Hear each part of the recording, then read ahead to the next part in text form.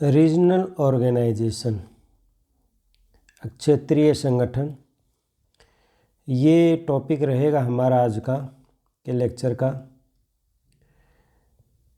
कुछ regional organisations के बारे में हमें इंटरनेशनल पॉलिटिक्स में या इंटरनेशनल रिलेशंस में पढ़ाया जाता है, ग्रेजुएशन में या पोस्ट ग्रेजुएशन में या किसी भी कम्पिटिटिव एग्ज़ाम में कुछ रीजनल ऑर्गेनाइजेशन के बारे में पूछा जाता है, जैसे यूरोपियन यूनियन है या सार्क, जो कि हमारे देश का एक महत्वपूर्ण रीजनल ऑर्गेनाइजेशन है जिसका इंडिया मेंबर है, या आसियान। तो ये तीन मुख्य संगठन हैं जो कि जब हम क्षेत्रीय संगठनों के बारे में पढ़ते हैं, जानते हैं, तो इनके बारे में हमने जानना होता है। इसके अलावा बहुत सारे संगठन हैं, जैसे OAS है, अफ्रीकी देशों का संगठन है, या अफ्रीकन यूनियन, अफ्रीकन देशों का संगठन है, या फिर आज की 21वीं सदी में भी कुछ नए नए संगठन बन रहे हैं, जिसमें ब्रिक्स एक संगठन जो कि ब्राज़ील, रशिया, इंडिया, चाइना और साउथ अफ्रीका ने मिलकर बनाया है। एक मुख्य रूप से इकोनॉमिक कोऑपरेशन के लिए ये संगठन बनाया गया है। तो इन संगठनों को हम पढ़ने से पहले, जो कि इस वीडियो में नहीं देखेंगे, हम अगले कुछ वीडियो में हम अलग अलग एक एक संगठन के बारे में पढ़ेंगे या समझेंगे।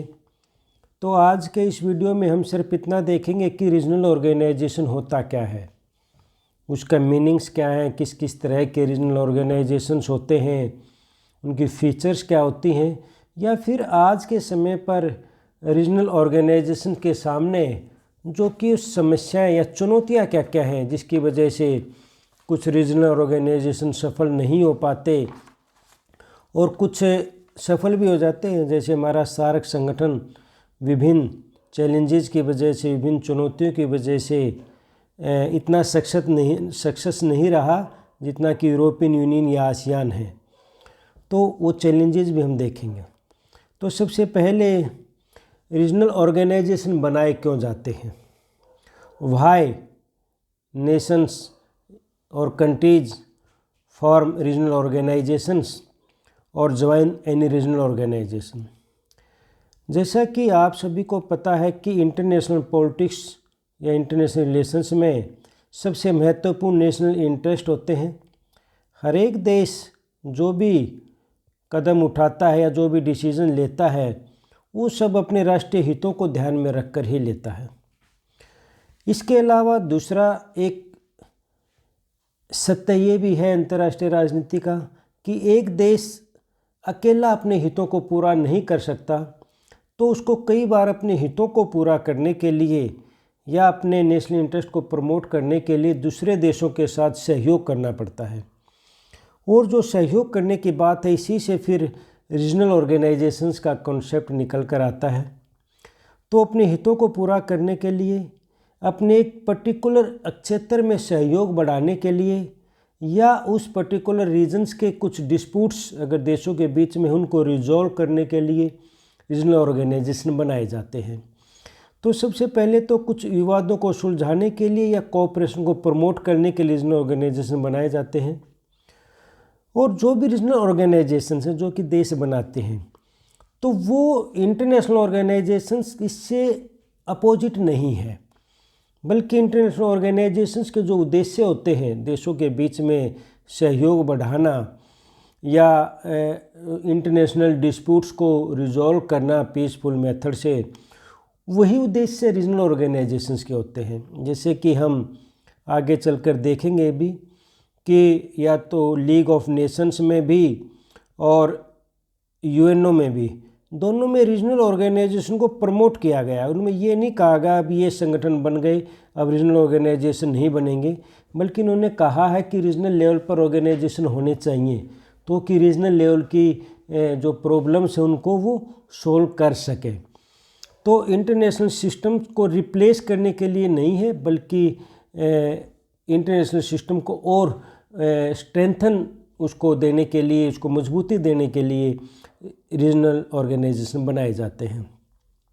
नाम से स्पष्ट है, एक स्पेसिफिक रीजन्स में होते हैं ज़्यादातर तो रीजनल ऑर्गेनाइजेशन जोग्राफिकल रीजन जो होते हैं, जैसे मिडल ईस्ट का रीजन है या फिर साउथ एशिया का रीजन है या यूरोप है या अफ्रीका है, अलग अलग रीजन से।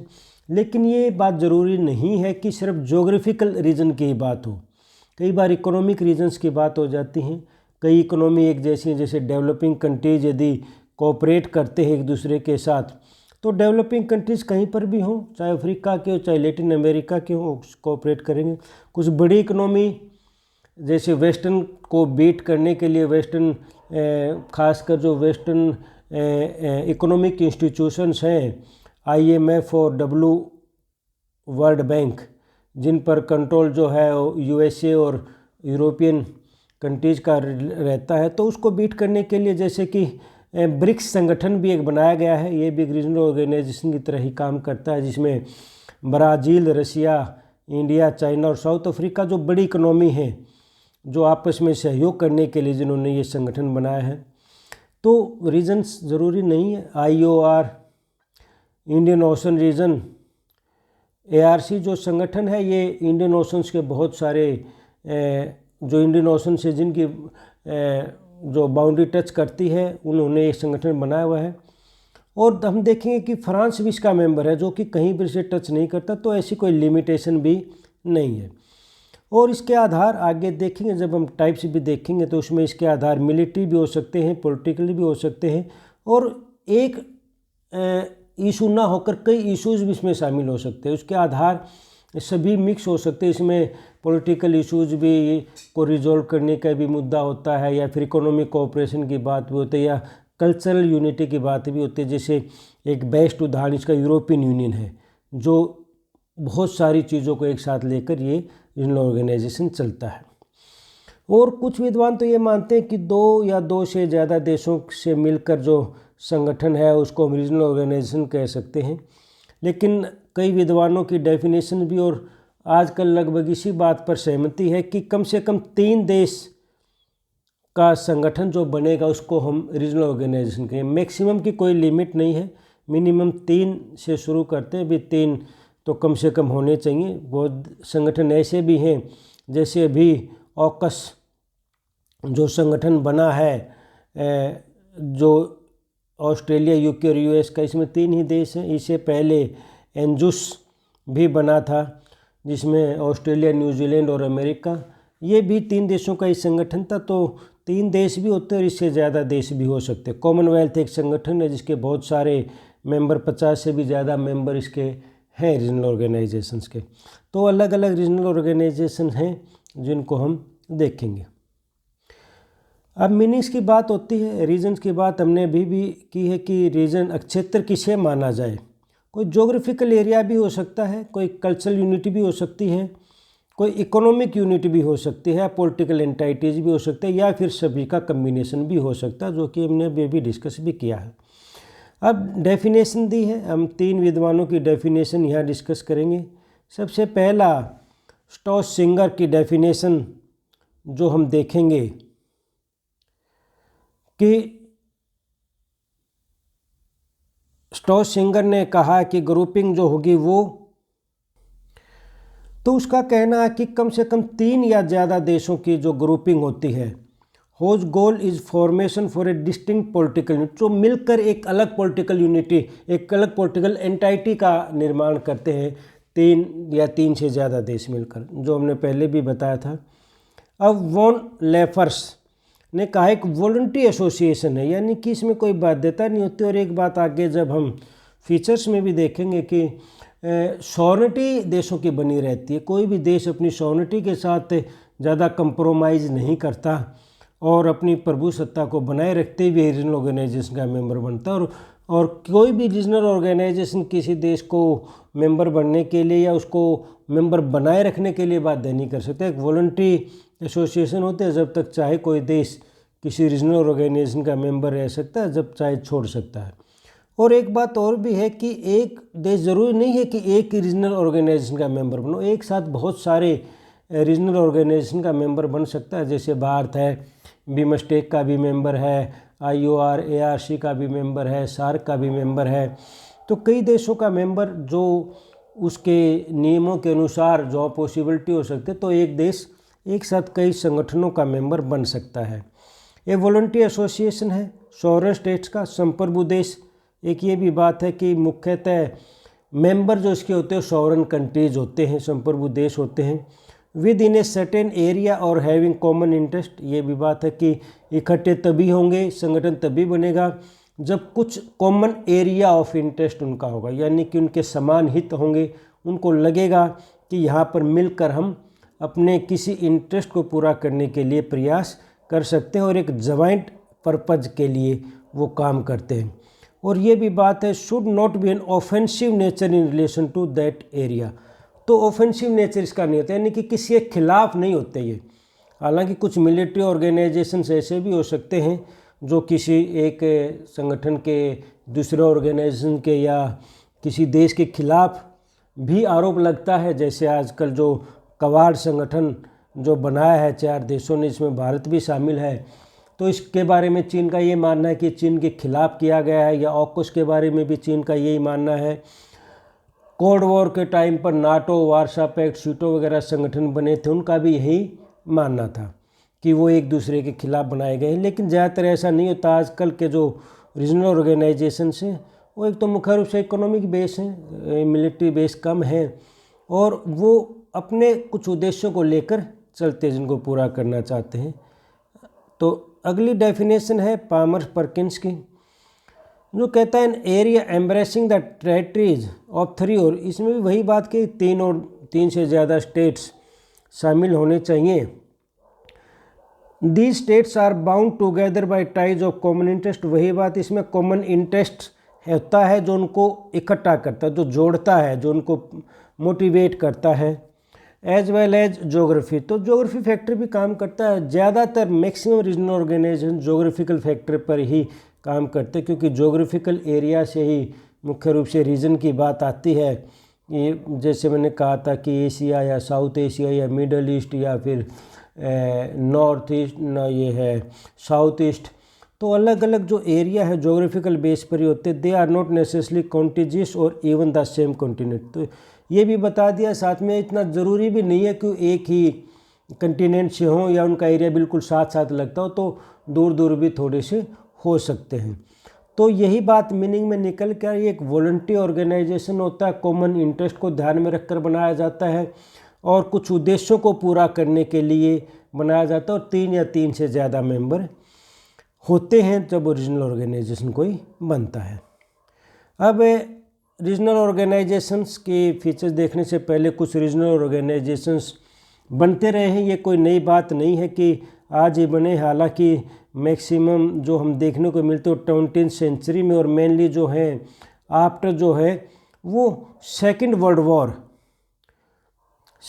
वॉर के बाद जो है मैक्सिमम रीजनल ऑर्गेनाइजेशन हमें देखने को मिलते हैं, जिसमें मिलिट्री ऑर्गेनाइजेशन भी थे। मिलिट्री ऑर्गेनाइजेशन में जिसमें नाटो था या वार्सा पैक्ट, तो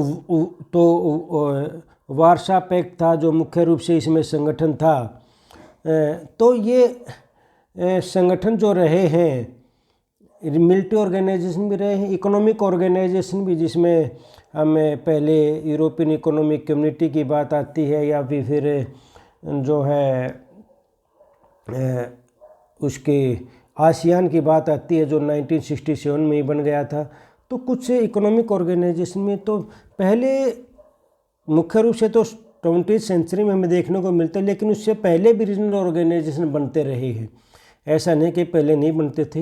हालांकि पहले यूरोपियन देशों में जब नेपोलियन युद्ध ख़त्म हुए 1815 में, जब नेपोलियन की वाटरलू में हार हुई, तो उसके बाद यूरोप के देशों को अपनी रक्षा को लेकर अपने एक अलग तरह का सहयोग बनना शुरू हुआ था, ताकि भविष्य में इस तरह से किसी को बैलेंस बिगाड़ने से रोका जा सके। और उसके बाद एक बैलेंस ऑफ पावर सिस्टम भी मेंटेन रखने की कोशिश की गई थी पूरे यूरोप में, जो कुछ हद तक सेकेंड वर्ल्ड वार तक जो चलता भी रहा था, अपना फर्स्ट वर्ल्ड वार तक जो काम भी करता रहा था।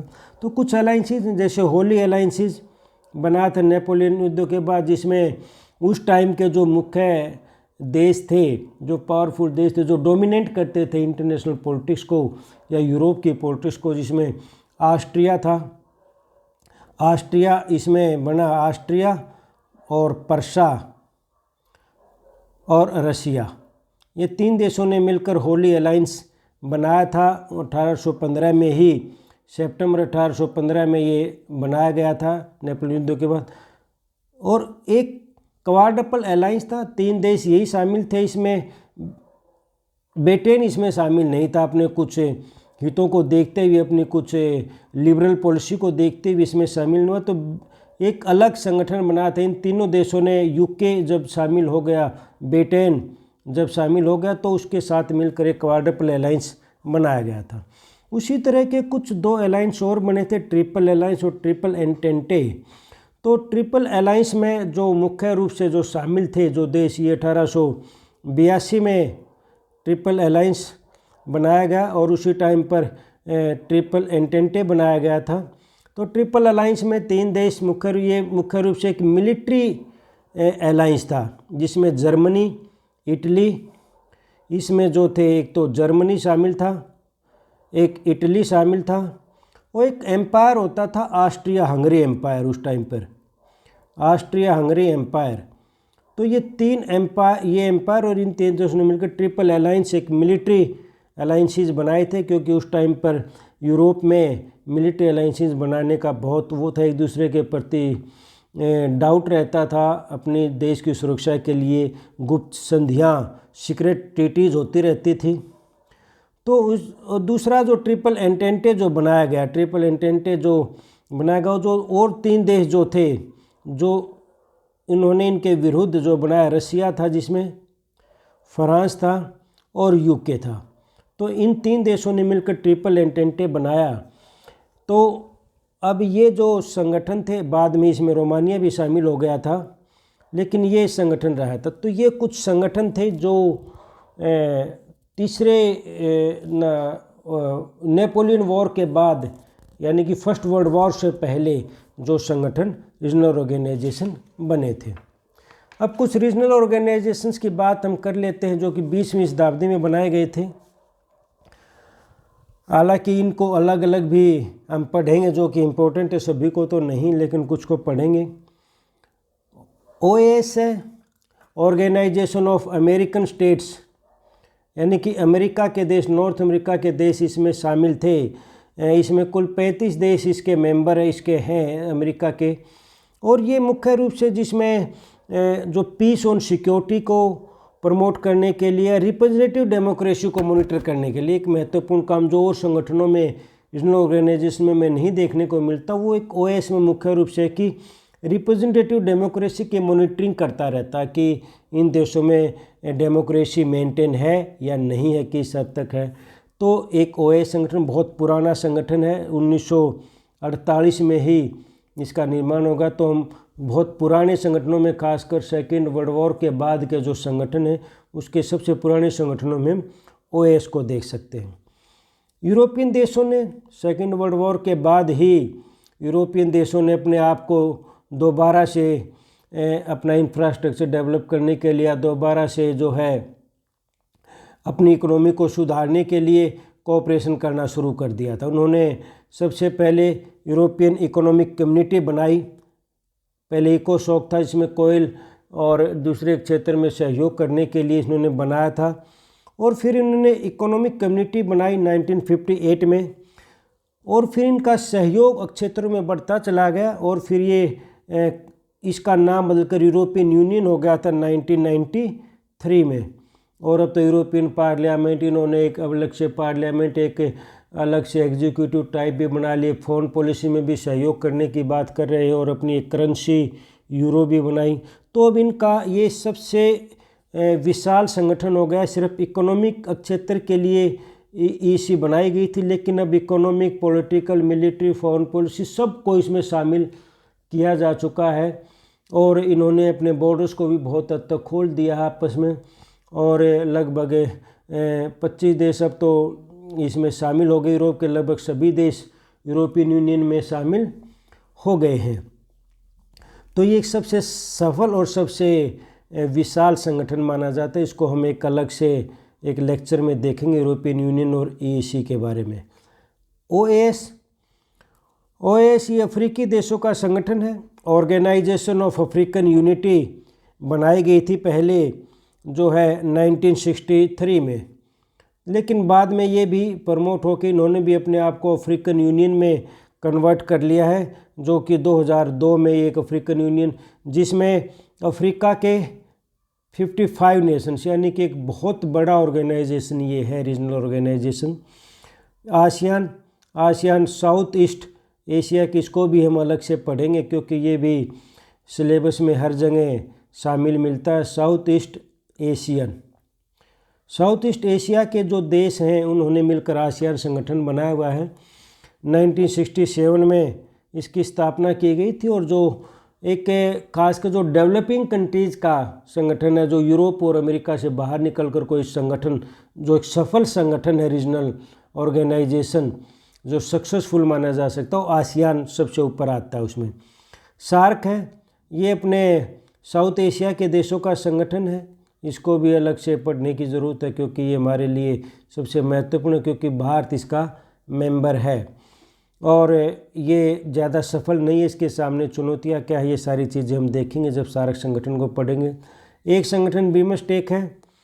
बीमस्टेक का पूरा फुल फॉर्म, हालांकि पहले देशों के कंट्रीज़ के नाम के आधार पर ये संगठन बना था, जिसमें था भूटान था, इंडिया था, या फिर म्यांमार था, श्रीलंका था, थाईलैंड था, लेकिन बाद में इसमें देशों की संख्या बढ़ गई और देशों की संख्या बढ़ के फिर इसकी जो एब्रीविएशन है उसको चेंज कर दिया। अब उनको पहले इकोनॉमिक कोऑपरेशन देशों का नाम लगा कर इकोनॉमिक कोऑपरेशन किया गया था, लेकिन बाद में अब इसका नाम बदल के बना दिया Bay of Bengal initiative for multi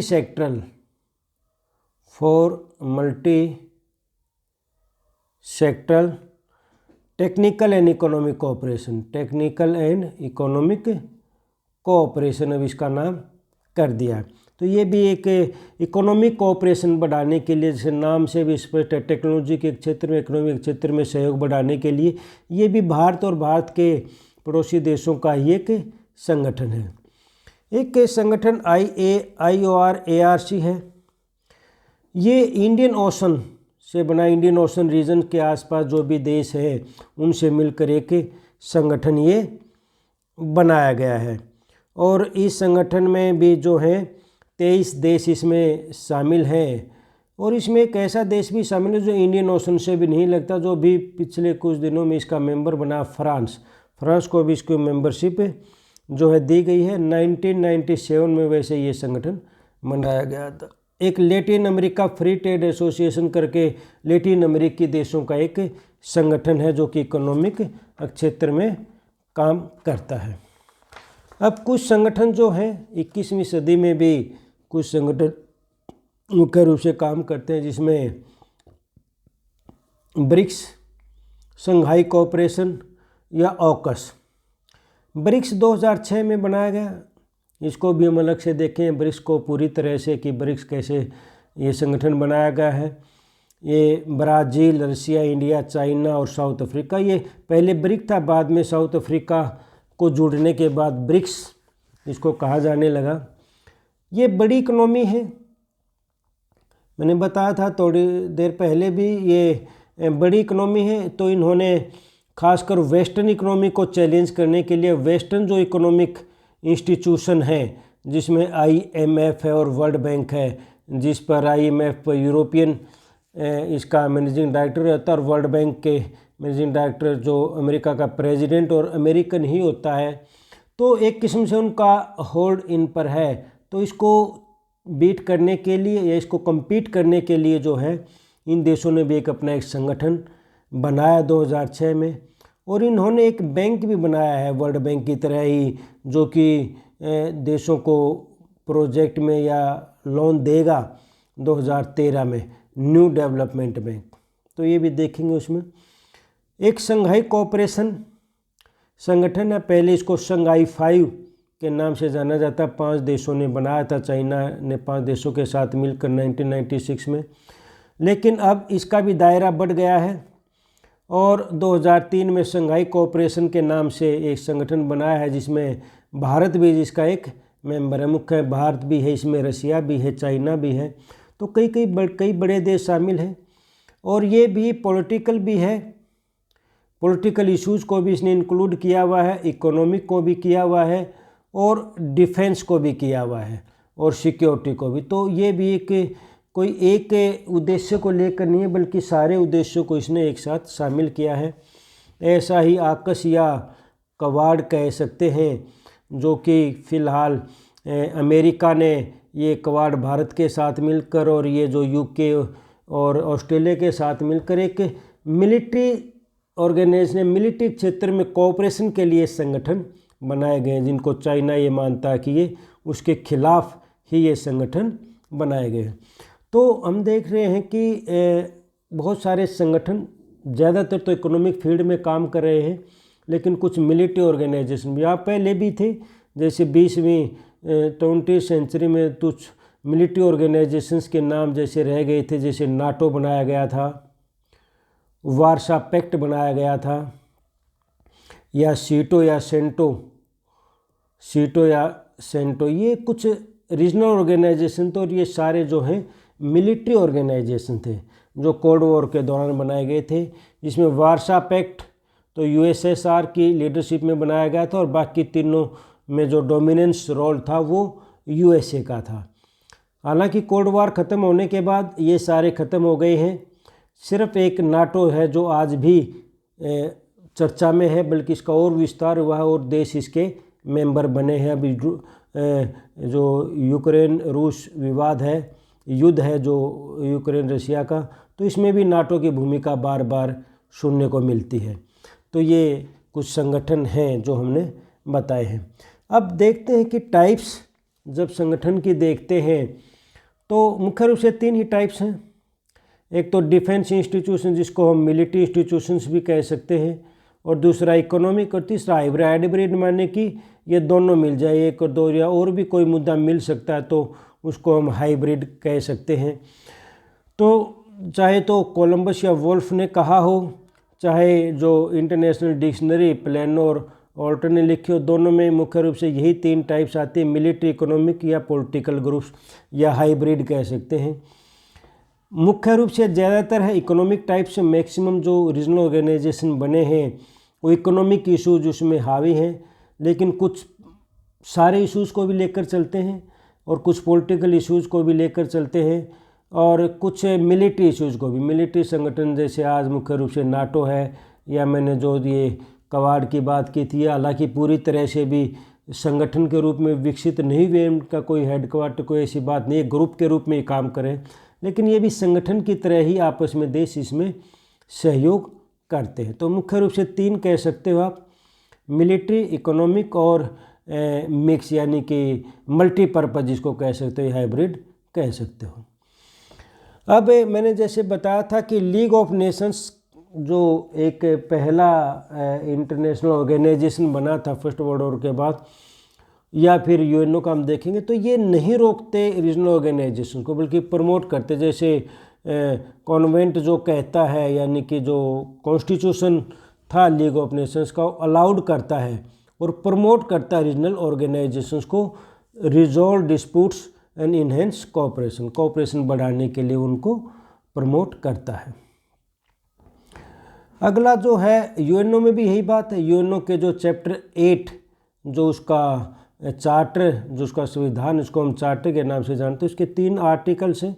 तीनों आर्टिकल्स कहते हैं कि रीजनल ऑर्गेनाइजेशंस बनने चाहिए और उनको यूएनओ के उद्देश्यों को पूरा करने में मदद करनी चाहिए। जैसे आर्टिकल 52 कहता है, nothing in the present charter precludes the existence of regional arrangement, यानी कि कोई भी आर्टिकल जो है चार्टर का रीजनल अरेंजमेंट्स को नहीं रोकता। Agency for dealing with such matters relating to the maintenance of international peace and security, international peace and security के लिए अगर कोई काम कर रहे हो तो वो करना चाहिए, उनको मदद करनी चाहिए। The member of regional arrangement shall try to achieve pacific settlement of local disputes through such regional arrangement, यानी कि शांतिपूर्ण तरीकों से, पीसफुल मेथड से वो रिजॉल्व करे।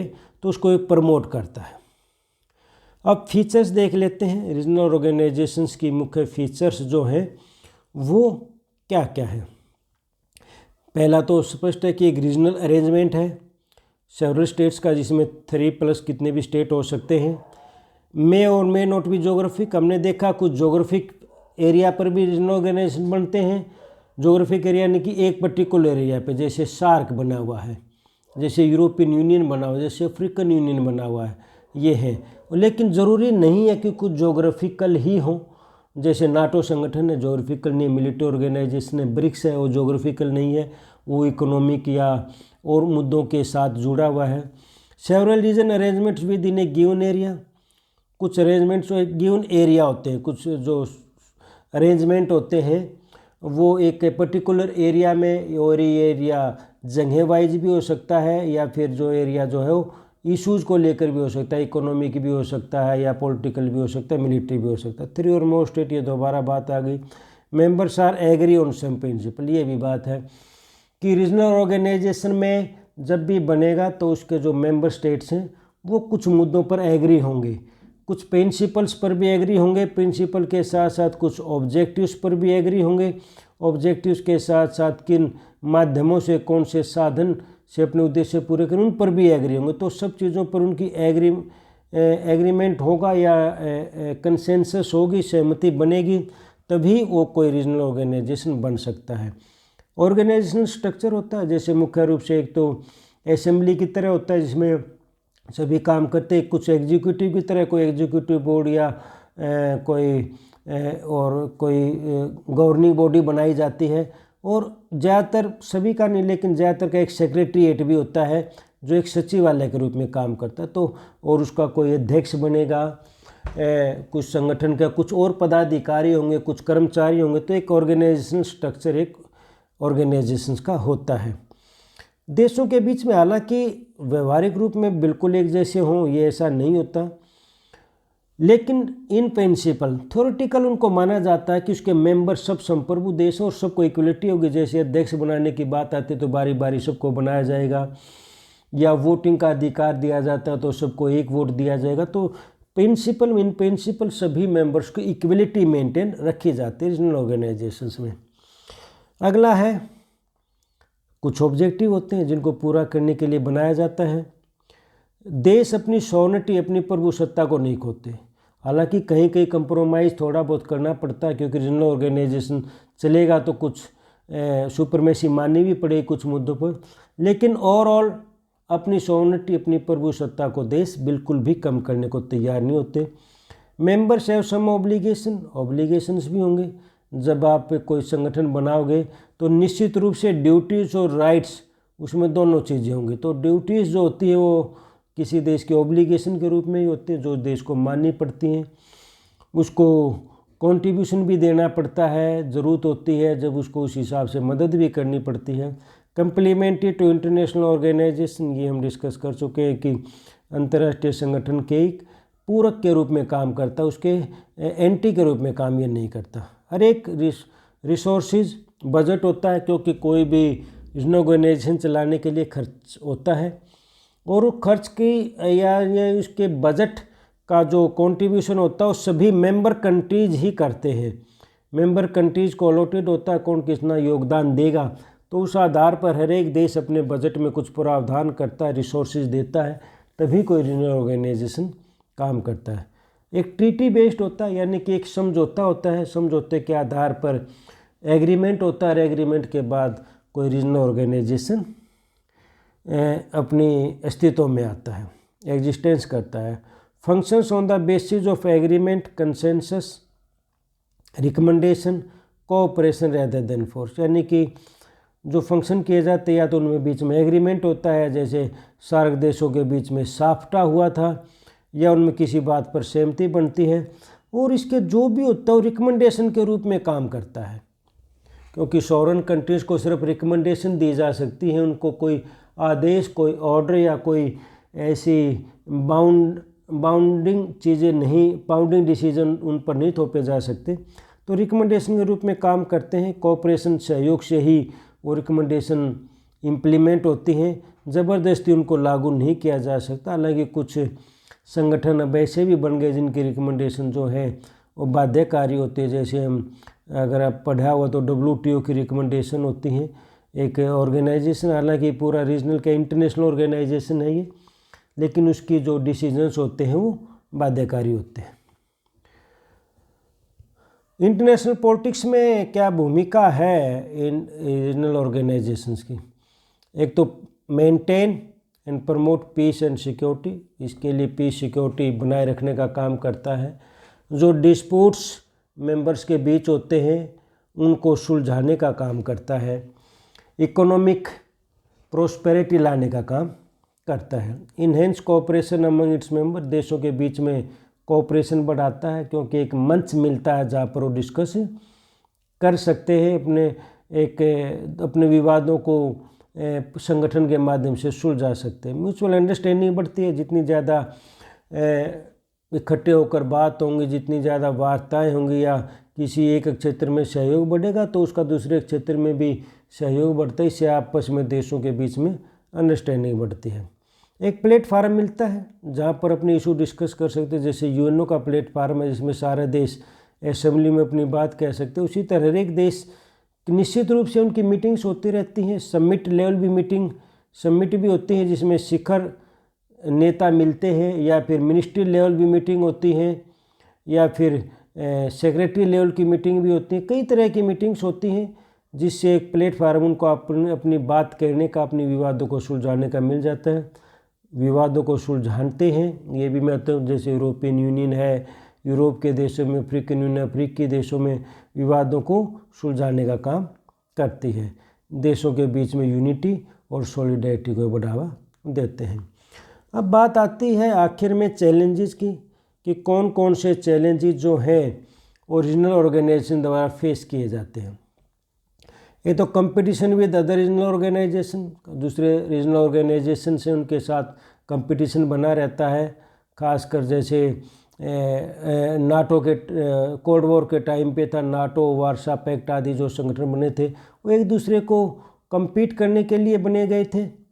तो ये जो संगठन है तो ये काम करते हैं, एक दूसरे को compete करने की ये भी समस्या आती है। हालांकि इकोनॉमिक जो ऑर्गेनाइजेशंस हैं आज की, इकोनॉमिक रीजनल ऑर्गेनाइजेशन, वो एक दूसरे को compete करने के लिए नहीं, वो अपने डेवलपमेंट पर ज़्यादा फोकस करते हैं, जिनका क्षेत्र भी अलग अलग होता है, जैसे आसियान है या सार्क है, तो ये अपने अपने क्षेत्र में काम करते हैं। Lack of political will among its members, तो एक समस्या चैलेंजेस ये है कि इसके मेंबर्स में खुद पॉलिटिकल विल नहीं होती उसको सफल बनाने की, खुद उनको विश्वास नहीं होता, खुद और जितना कोऑपरेशन चाहिए उसको सफल करने के लिए उतना कोऑपरेट वो नहीं करते। Resistance to integration and fear of loss of sovereignty, जैसे साफ्टा की बात है, फ्री ट्रेड एरिया बनाया गया है, लेकिन फ्री ट्रेड एरिया पर साइन होने के बाद भी बहुत सारी चीज़ों पर आज भी ये देश एक दूसरे से व्यापार करने पर प्रतिबंध लगाते नहीं आते, एक दूसरे पर डाउट रहता है। जैसे साफ्टा के मामले में मेंबर्स को इंडिया पर डाउट रहता है कि इंडिया की बड़ी इकोनॉमी है, उसका सामान बहुत ज़्यादा आ जाएगा। यूरोपियन यूनियन का है, यूरोपियन यूनियन में बहुत देशों ने बहुत सारी इंटीग्रिटी बढ़ा ली है, लेकिन ब्रिटेन जो है वो यूरो उसने छोड़ दिया है। तो कई बार देशों को ये लगता है कि ज़्यादा रीजनल ऑर्गेनाइजेशंस के प्रभाव में रहे या ज़्यादा उसको और ज़्यादा एक्सपेंड किया तो उनकी सॉवर्निटी को कंप्रोमाइज़ हो जाएगा, यानी कि उनकी प्रभुसत्ता को कंप्रोमाइज़ हो जाएगा। तो ये भय उनको रहता है, और कई बार उनको ये रहता है कि उनकी अपने हित शायद इसमें, अपने हितों को शायद कुछ खतरा उत्पन्न हो जाए, कुछ चैलेंजेस आ जाए, तो उसको भय रहता है उनके बीच में। रिसोर्सेज की कमी रहती है, खासकर जो डेवलपिंग कंट्रीज के ऑर्गेनाइजेशंस हैं, जिसमें हमारा जो बिमस्टेक है या सार्क है, इनमें ये है कि सारे ही जो देश हैं वो डेवलपिंग कंट्रीज़ हैं, उनकी इकोनॉमिक कंडीशन कोई ज़्यादा अच्छी नहीं है, और जब एक दूसरे की मदद करनी हो तो रिसोर्सेज कहाँ से आएँ, तो रिसोर्सेज की कमी होती है इनके पास एक दूसरे की मदद करने के लिए, या कोई जॉइंट वेंचर चलाने के लिए, कोई जॉइंट प्रोडक्शन करने। तो लैक ऑफ रिसोर्सेज खासकर डेवलपिंग कंट्रीज़ के सामने एक डेवलपिंग कंट्रीज के रीजनल ऑर्गेनाइजेशन के सामने एक मुख्य समस्या है राइवलरी अमंग इट्स मेंबर। कई बार ऐसा होता है कि संगठन तो बन जाते हैं लेकिन उनके मेंबर्स के बीच में ही राइवलरी होती है, जैसे सार्क की इसके एक उदाहरण है। इसमें इस संगठन की असफलता का एक मुख्य कारण ये भी है कि इसमें इंडिया और पाकिस्तान की राइवलरी है। दोनों एक दूसरे पर बिल्कुल भरोसा नहीं करते, दोनों एक दूसरे के दुश्मन हैं, जिसकी वजह से कोई भी फैसला नहीं लिया जाता उसको लागू नहीं किया जाता। ऐसे और संगठनों में भी देखने को मिल जाते हैं, जैसे इंडोनेशिया, मलेशिया है, ये जो है इसमें आसियान देशों में। तो और भी देशों में ऐसे कुछ न कुछ उसके मेंबर्स के किसी न किसी मेंबर्स के बीच में आपस में तनाव देखने को मिलते हैं। और एक देशों की जो प्रायोरिटीज़ होती हैं, जो प्राथमिकताएं होती हैं, वो अलग अलग होती हैं। किसी को और देश आपस में सहयोग ना करके, जैसे सार्क के देश आपस में व्यापार ना करके इस संगठन से बाहर के देशों के साथ व्यापार ज़्यादा करते हैं।